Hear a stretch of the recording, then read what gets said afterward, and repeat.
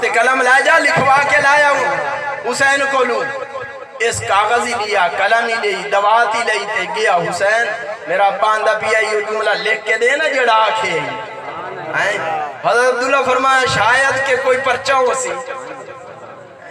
لکھوائندہ جو پیا کاغذ تے کوئی پرچہ ہو جامنا ہے اللہ اکبر کبیرہ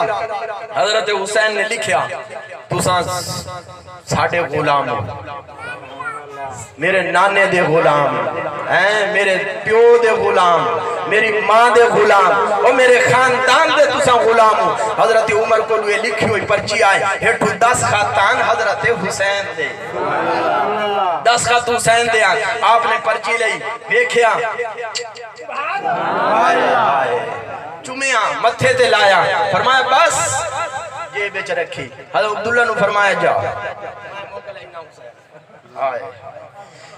جداں وقت آیا نہ قریب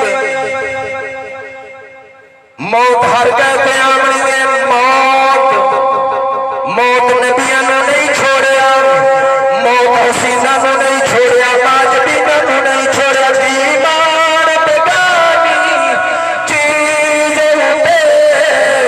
ہر قدام سفل کے جا سجڑا تیرا دو جا سامت نایا بے نا رب دی یاد بھلا سجڑا فرمایا جدن میرا وقت اخیر آ جاوے نا او عبداللہ اے حسین دے جناب پرچیے لکھی ہوئی ہیٹو حضرت حسین دے 10 خط وین میرے کفن چرہ کھدے منا کہ قبر دے اندر اگر فرشتے آ کے پوچھے نہ کون ہونا ہے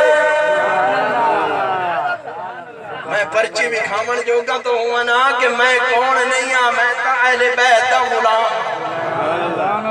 میں اہل بیت دا غلام میں حسین دا بھی غلام میں حسین دی امہ دا بھی غلام میں تا حسین دے بابے دا بھی غلام میں تے حسین دے نانے دا بھی غلام میں تے حسین دی نانی دا بھی غلام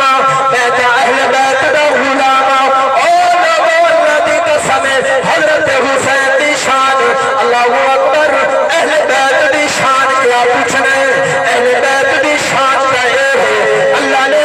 ساری جنت چاہ کے حضرت حسین دے قدمہ چل رکھ دیتی فرمایا حسین جا اے جنت تبارس توئے ساری جنت تبارس تیرا نانا تے جنت تبارس توئے اللہ اکبر کبیرہ پرچی جے بے جائی قبر اچ گئی اللہ اکبر شلوگو